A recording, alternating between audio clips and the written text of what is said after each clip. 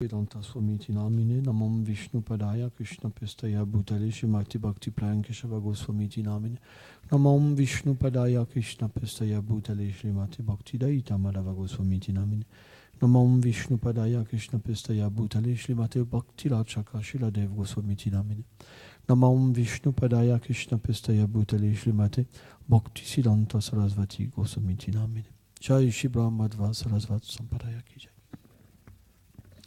Le Seigneur dans la Bhagavad Gita explique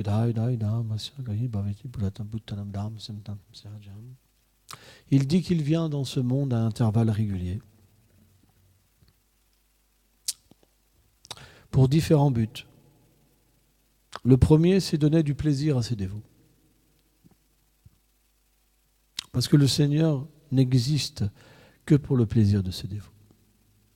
Il n'y a pas un gramme d'égoïsme dans le Seigneur suprême. Il veut le bonheur de tous les êtres.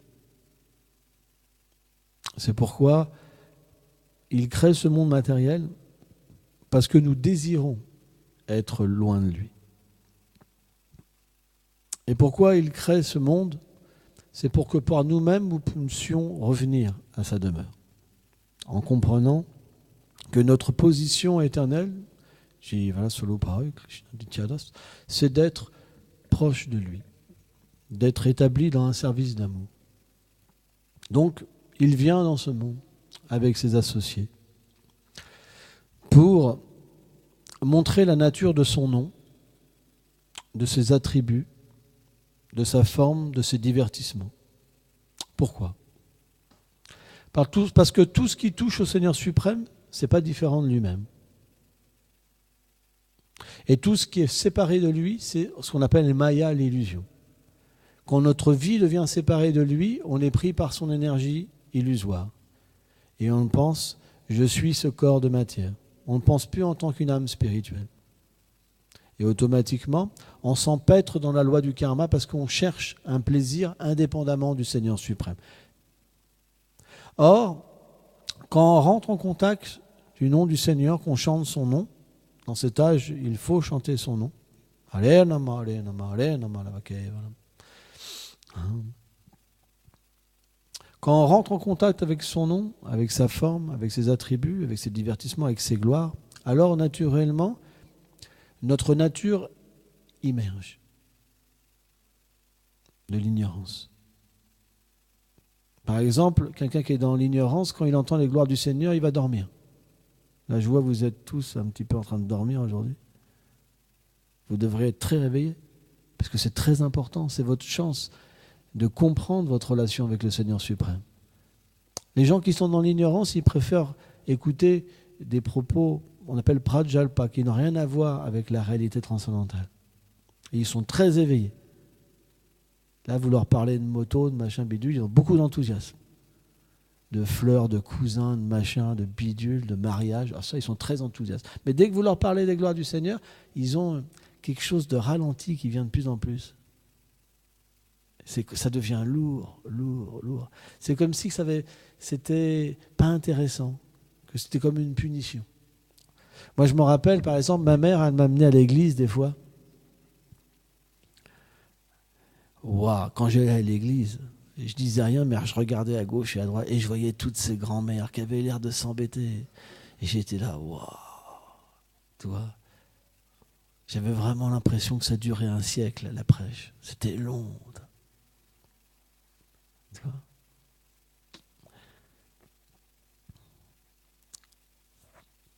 Mais, bref, le Seigneur vient par miséricorde. Et quand il vient avec ses associés. Et aussi, il vient dans des endroits où des gens qui ont atteint la perfection par la pratique spirituelle.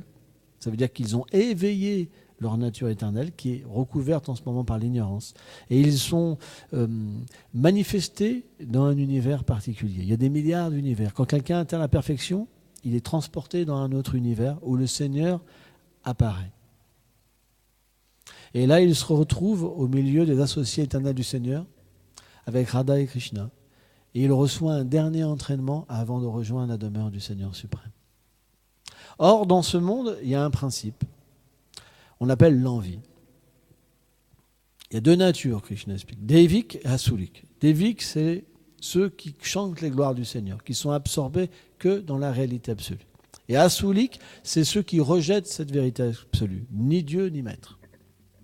Asura. Or, ces Asuras, ou êtres démoniaques, ils n'aiment pas du tout les êtres qui sont reliés à la vérité. Au contraire, ils veulent chasser le Seigneur suprême.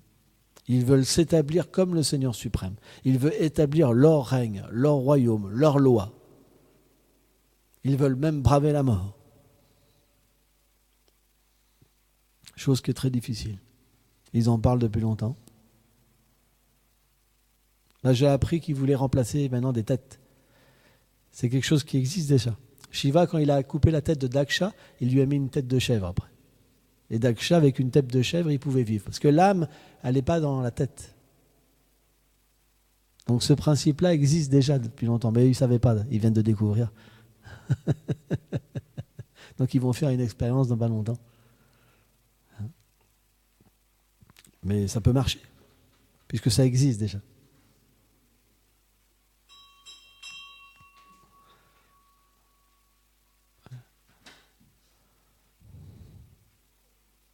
Donc, le Seigneur vient pour ses associés et aussi pour les soulager des attaques des démons.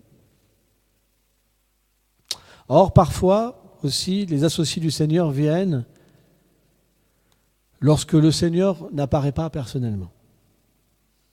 Mais ces dévots qui viennent, comme Srila Bhakti Siddhanta Sarasvati Goswami Maharaj, Prabhupada, ils sont mis en pouvoir par le Seigneur, Avesh. Donc c'est comme si le Seigneur venait, mais à travers son dévot. C'est le même principe. Dans ce principe-là d'Avesh, il y a les deux personnalités. Il y a le dévot et le Seigneur qui apparaissent en même temps. Ce principe-là, il a été observé aussi en Jésus, à un certain niveau, parce que Jésus n'a pas révélé la forme, le nom du Seigneur suprême, ses attributs, ses divertissements. C'est pour ça qu'on ne dit pas Avesh, mais on dit Vibhuti pour Jésus. Vibhuti, c'est la mise en pouvoir, mais pas pour révéler la nature du Seigneur suprême. Pour manifester une voie pour que les gens ne se dégradent pas et qu'ils puissent progresser. C'est à un certain niveau. On appelle Vibhuti. Bouddha aussi, par exemple. Mais quand on dit Avesh, ça veut dire quelqu'un où le Seigneur révèle sa réalité absolue et peut permettre aux êtres vivants, s'ils suivent cette voie, de réaliser leur swarup, leur forme éternelle. Par exemple, les chrétiens, ils ne parlent pas de leur forme éternelle, ni de l'âme même. Mais ceux qui suivent ce qu'on appelle les Vaishnavas, les êtres qui comprennent la nature du Seigneur suprême, sa forme, ses attributs, son nom et ses divertissements, peuvent aussi comprendre leur nature, en lien avec le nom du Seigneur, sa forme, ses attributs, ses divertissements, et être introduits dans le domaine de la pure dévotion et dans les divertissements du Seigneur.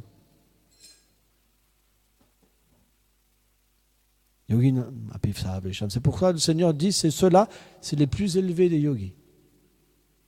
Le Gyan Yogi, Krishna dit, il me voit partout.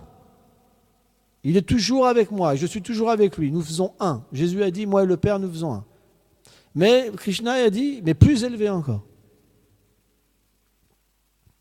Plus élevé encore. On appelle les Vrajbasi. Ce sont mes dévots dans ma demeure éternelle. Leur amour est tellement élevé qu'ils me voient comme leur enfant. Ils ne peuvent pas voir en moi le Seigneur suprême. C'est impossible. Leur amour est tellement élevé qu'ils me tirent les oreilles. Ceux-là, ils me sont plus chers que moi-même. C'est un principe plus élevé. C'est ce qu'on appelle les bhaktas. Les gyanis, c'est un certain niveau. Le Seigneur est dans leur cœur, ils le voient partout. Mais c'est surtout en relation avec la création, avec la puissance du Seigneur suprême. Ils sont sensibles à sa puissance. Il est le créateur, tout vient de lui, il détruit tout, il maintient tout. Mais les bhaktas, eux, Krishna, c'est juste quelqu'un qu'ils aiment, d'une manière illimitée. Ils ne peuvent pas voir le Seigneur. Au point que quand le Seigneur tue des asuras, des êtres qui font 12 mètres de haut, non plus, jusqu'au soleil, jusqu'au nuage. Aristasura, sa queue, elle enlevait les nuages comme ça. Quand il tue les démons comme ça, ils ne peuvent même pas voir sa puissance. C'est pas possible. Parfois, ils sont même étonnés. Ils se disent comme ça doit être un demi-dieu quand même, Krishna. On a de la chance qu'il soit avec nous. Mais s'il est avec nous, c'est qu'on est aussi des demi-dieux, puisqu'on est l'égal. Vous comprenez? C'est pas possible. Parce que l'énergie interne du Seigneur, Yogamaya, fait qu'ils sont obligés d'oublier la puissance du Seigneur pour l'aimer plus à chaque instant. Leur amour est illimité. C'est même pas possible de comprendre. Pour un Gyani, c'est même pas possible de comprendre cet amour-là. Impossible. Parce qu'il voit la puissance du Seigneur suprême. Donc parfois, des dévots comme ça, ils viennent dans ce monde. Imaginez-vous. Pour permettre aux êtres vivants d'avoir cette relation avec le Seigneur suprême. C'est pas possible sans ça. Cet amour-là, il n'est pas compris. Il ne peut pas être compris. Maximum, on peut concevoir Dieu avec sa création. Paramatma, l'âme suprême, entendre le Seigneur qui nous guide dans sa création. Mais ça, c'est très loin, c'est expliqué. Il n'y a pas de préma, pas d'amour pur encore. C'est très loin. Mais déjà, c'est bien, ça permet aux gens de progresser. Déjà, réaliser, ils ne sont pas le corps, premièrement. Ils sont l'âme, mais ils ne comprennent pas la nature de l'âme, parce qu'il n'y a pas de rasa dans ces voies-là. Il n'y a pas le doux sentiment qui existe dans la demeure du Seigneur suprême, parce qu'elle n'est pas donnée à travers des purs dévots de ce calibre-là. Elle peut être donnée que par les associés du Seigneur suprême. Impossible sans ça d'abord. Vous pouvez faire ce que vous pouvez, prier. Vous pourrez juste, il n'est même pas présenter le Seigneur réciproque avec vos prières, pas plus. Parce que vous avez des désirs matériels. Vous êtes impur. Mais quand vous êtes relié à un pur dévot du Seigneur suprême de ce calibre-là, alors la voie s'ouvre. C'est pour ça, c'est juste un sot qui ne peut pas comprendre la nature de ce pur dévot. Quelqu'un qui est recouvert par l'ignorance. Cette personne-là, si elle est en vacances, elle ne viendra même pas écouter une fois les classes. Si elle a du temps, jamais. Pas d'association. Parce qu'il y a quelque chose de plus important dans sa vie. Elle ne comprend pas la nature d'un bhakta. C'est très rare un disciple. C'est très rare quelqu'un qui peut comprendre la nature des dévots. Parce que s'il la comprend, il obtient d'être introduit dans le royaume transcendantal. C'est très rare. Extrêmement rare. Dans ce monde, les gens vont vous dire qu'ils vous aiment. Mais quelle est la nature de l'amour?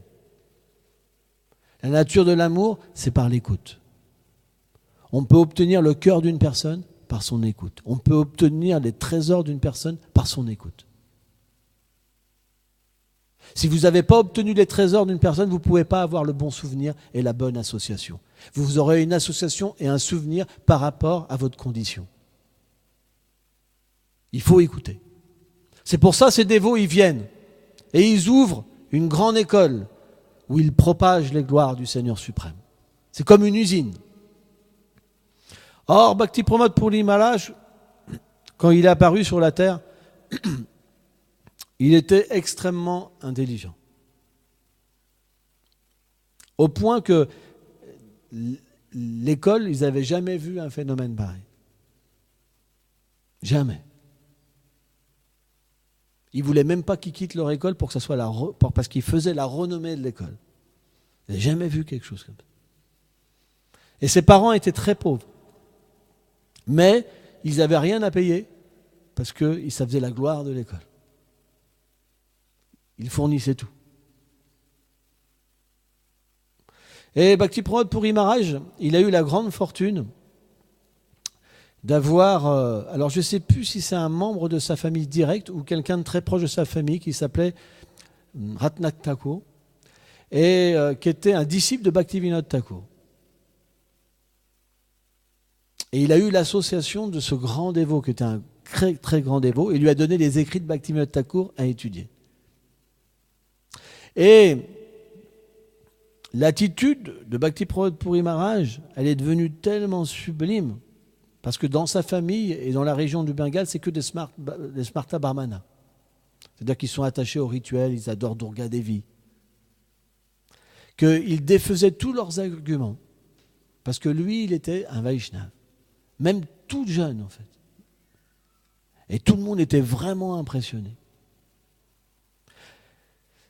Au Bengale, souvent, les gens, ils mangent du poisson. Ils mangent le poisson, le blé et les légumes. C'est leur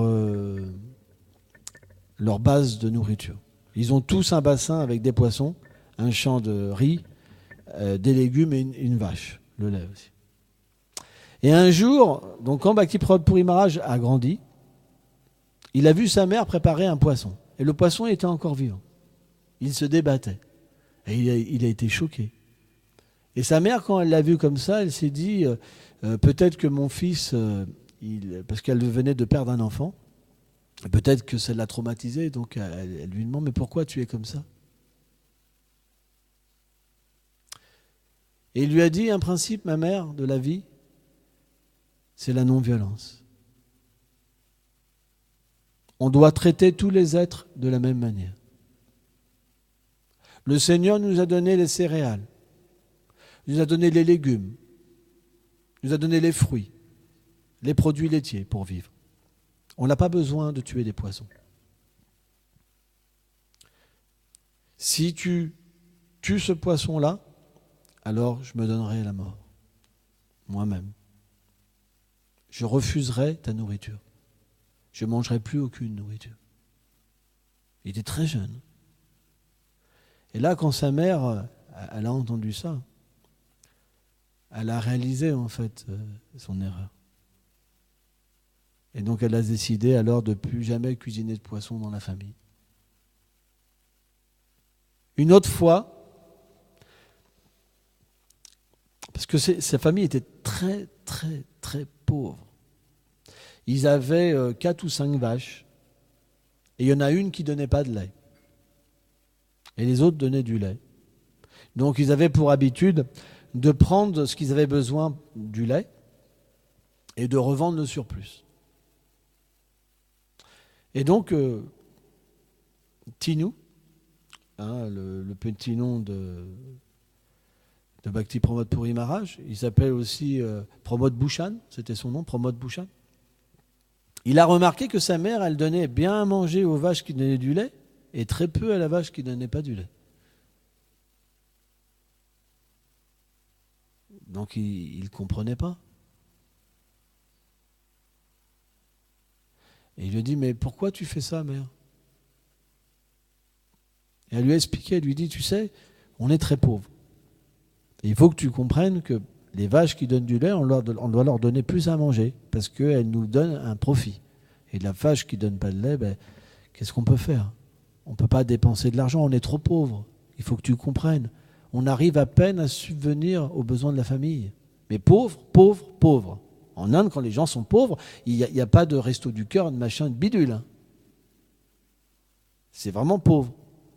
Vous savez ce que Pramod Bhushan il a répondu? Il a dit, mais moi, je ne fais pas de service. Je ne rapporte rien à la famille. Donc à partir d'aujourd'hui, alors il faut que tu me donnes que la nourriture pourrie à moi aussi. Parce que je refuserai toute bonne nourriture. Et donc sa mère a changé de mentalité. À partir de ce jour-là, elle a donné la nourriture de façon équanime. Et là, Bhakti Pramod Puri Maharaj lui a enseigné qu'on devrait traiter les êtres de façon équanime. Pas pour le profit qu'ils nous donnent. C'est un enseignement qui est très important. Plus tard, Bhakti Pramod Puri Maharaj, quand il a un peu grandi, donc il devait aller dans une école supérieure. Mais ses parents n'avaient pas les moyens. Et donc il y a une famille aisée qui a pris Bhakti Pramod Puri Maharaj avec eux, dans une autre ville, quoi. Et là, pareil, il a eu tellement de succès qu'il était la gloire du lycée. Personne n'a vu un étudiant comme ça, parce qu'il retenait tout. Il était tellement érudit, parfait. Tu vois, Et donc un jour, il était avec ses amis de classe, et il leur a dit, donc c'était un moment des vacances, il leur a dit, ça serait bien qu'on fasse un tour. Des fois, nous, on va faire un petit tour aussi. Alors ses amis disent, ouais, chouette, on va faire un tour et tout. Donc c'est lui qui décide. Il dit, on va aller à Sridham Mayapur. Il ne connaissait pas. Oui, parce que Sridham Mayapur, c'est Bhaktivinoda Thakur qui a redécouvert le lieu d'apparition du Seigneur Chaitanya Mahaprabhu.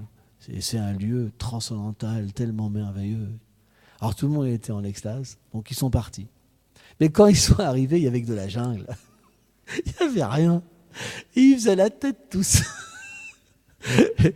Et quand Bhakti Pramod Puri Maharaj il est arrivé au lieu d'apparition, le Yoga Pit, il était tellement en extase, tellement heureux. Et pendant ce voyage-là, il a vu quelque chose de particulier. Il a vu un grand débat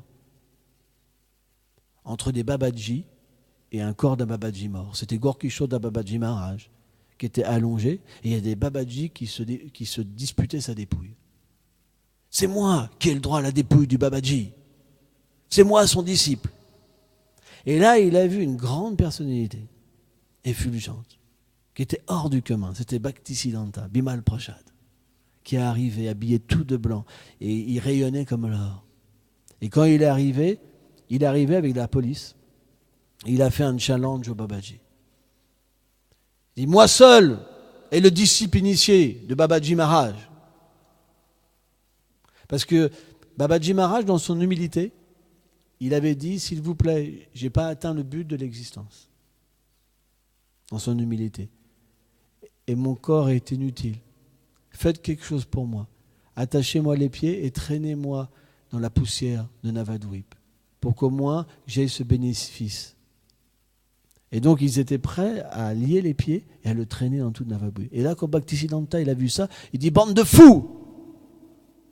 Vous ne comprenez pas l'humeur de Babaji Maharaj.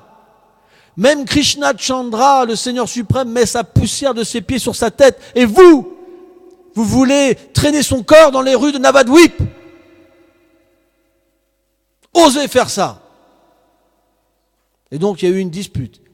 Il dit, d'accord, celui qui, pendant 1 an, n'a pas touché une femme, peut toucher son corps.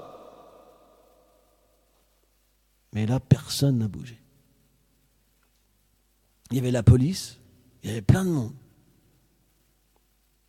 Et là, il a recommencé. 6 mois, personne n'a bougé. 3 mois, personne n'a bougé. 1 mois, 1 semaine, 3 jours, 1 journée. Parce que Bhaktisiddhanta est tellement puissant que les Babaji, ils ont inconditionnellement réalisé sa position, suprême. Tout le monde baissait la tête. Moi, je suis Nistika Brahmachari. Jamais j'ai perdu une goutte de semence. Jamais mes pensées ont été ailleurs que Krishna. Je suis son seul disciple. Et il a pris le corps, il l'a porté tout seul et il est parti. Et il l'a mis en samadhi. Et Bhakti Puri Maharaj avait été témoin de ça. Et il s'est dit, mais qui est cette personne? Il est tombé amoureux. Direct. Bhaktisiddhanta, Sarasvati Prabhupada, il avait pris son cœur. Et il se dit, mais comment rencontrer une telle personne? Donc il s'est renseigné, parce que c'est vraiment ça. Il fallait qu'il le revoie. Donc il s'est renseigné, et on lui a dit où c'est qu'il était. Donc il a été. Et là, donc, il a offert ses hommages à Bhaktisiddhanta, dès qu'il a vu tous ses amis aussi, de tout son nom. Et Bhaktisiddhanta, donc, il lui a dit qu'il était content de le voir. Et là, son amour a encore plus grandi. Et il y avait la mère de Bhaktisiddhanta, Bhagavati, la femme de Bhaktivinoda Thakur, qui était tellement exaltée. Et elle était là. Et Bhaktisiddhanta a demandé à sa mère s'il pouvait cuisiner pour eux et prendre prasad. Il a eu la cuisine de Bhagavati. Et il y avait un fameux disciple de Bhaktisiddhanta Bhaktisiddhanta déjà se faisait des serviteurs. Alors son nom, je ne m'en rappelle plus, je l'ai oublié. Et il a dit, et donc Bhakti Puri Maharaj, Pramod Bhushan, il a demandé, mais qui est cette femme? Il dit, en fait, c'est la femme de Bhaktivinoda Thakur.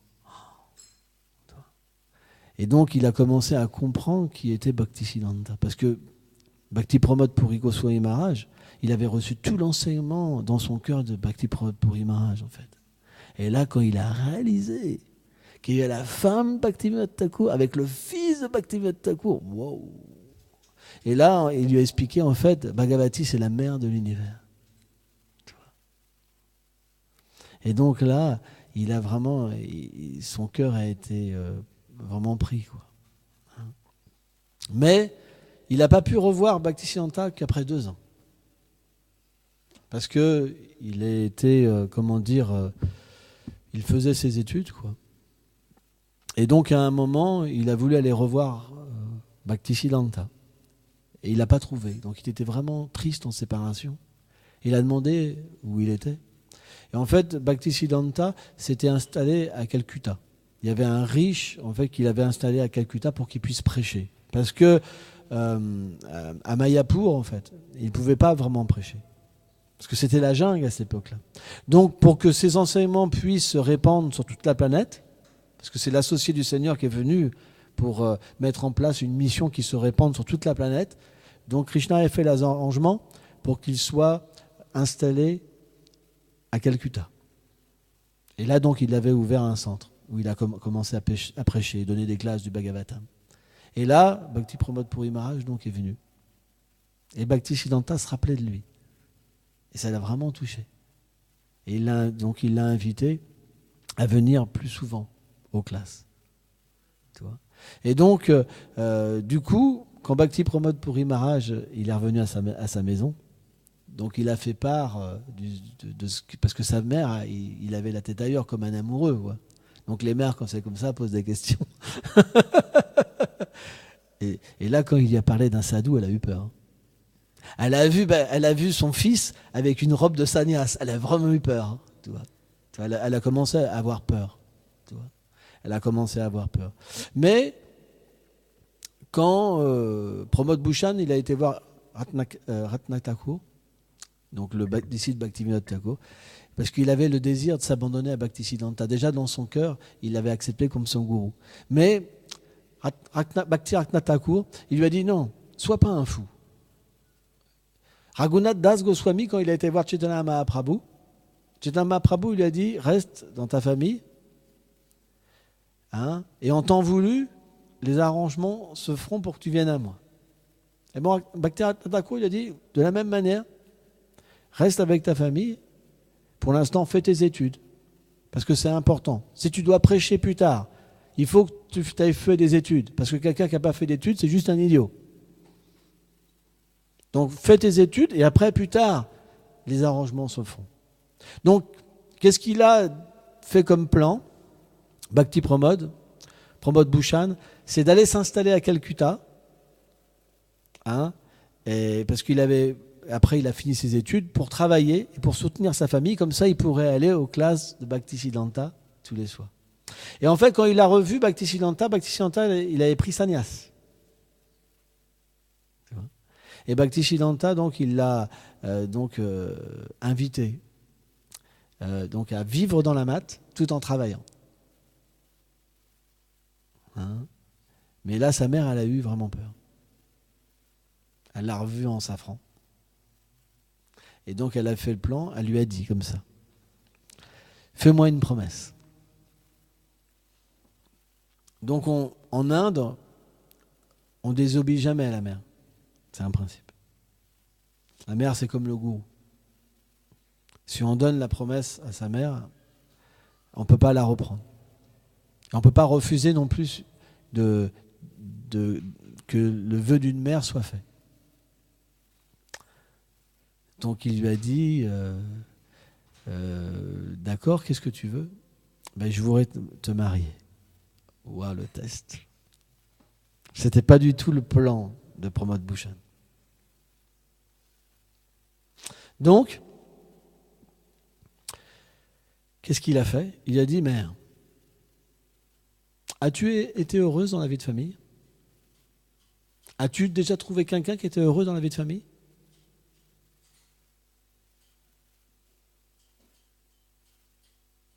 Non. Alors, elle a compris qu'il ne fallait pas qu'elle le mette dans cette situation-là. Donc elle a repris son vœu. Elle lui dit d'accord, tu peux aller vivre à la mat. Parce que la famille était très pauvre, donc il comptait sur Pramod Bhushan pour maintenir la famille. Et Pramod Bhushan lui a dit, mais tu sais, maman, c'est Krishna qui soutient tout. Si Krishna ne nous soutient pas, tu pourras pas te soutenir.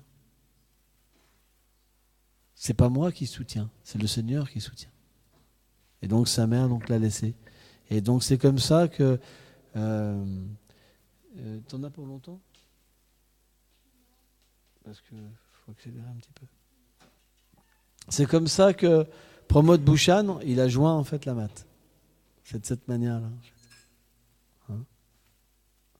Donc ces associés du Seigneur suprême, pour nous, leur vie, c'est comme un enseignement. Parce que ce n'est pas des âmes conditionnées. Le Seigneur les place dans une situation, au lieu de les recouvrir par l'énergie externe, l'énergie illusoire, ils sont recouverts par l'énergie interne. C'est pourquoi, bien qu'ils semblent agir comme nous, ils ne sont pas sur le même plan que nous. Et en suivant leur voie, alors on peut atteindre la perfection. Jai Srila Bhakti Pramod Puri Goswami Maharaj Ki Jai.